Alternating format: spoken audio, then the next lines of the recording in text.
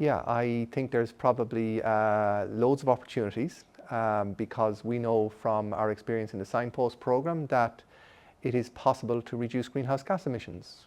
We know it can be done.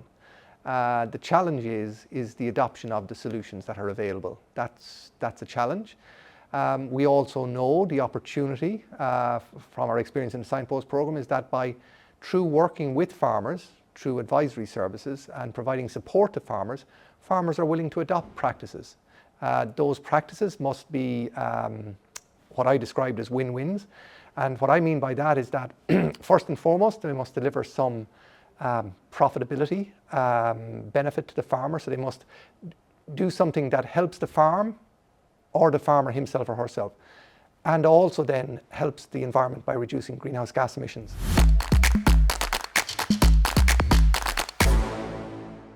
If we can go to farmers and say that here's a technology, we know it works, and if you apply it on your farm, you're going to improve profitability and reduce greenhouse gas emissions. We'll convince and motivate the farmer through the profit argument, and the climate benefits will come in addition.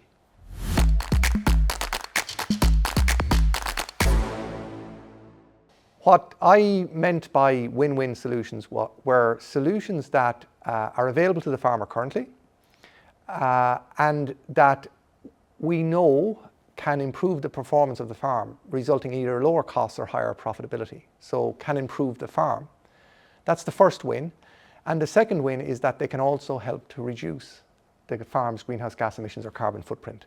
So win-win for the farmer. I think on that one, all of the actors in the dairy supply chain have to get together and talk to one another, including farmers, and figure out what the win-win solutions are and agree on those, and also agree how they're going to be funded and incentivized so that there's a more rapid uptake of the solutions at scale. It was mentioned a number of times during today's conference that the key challenge is the adoption of the technologies at scale. So we really need to develop incentives and funding mechanisms which allow that to happen, which motivate farmers to take on the technologies.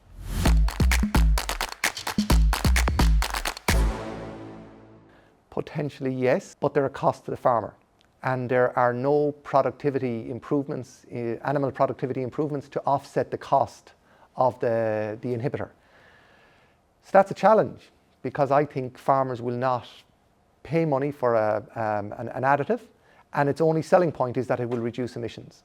So I guess, and as I said at the conference, we're going to have to figure that out between the different actors that are involved in Irish dairy production, the Irish dairy supply chain.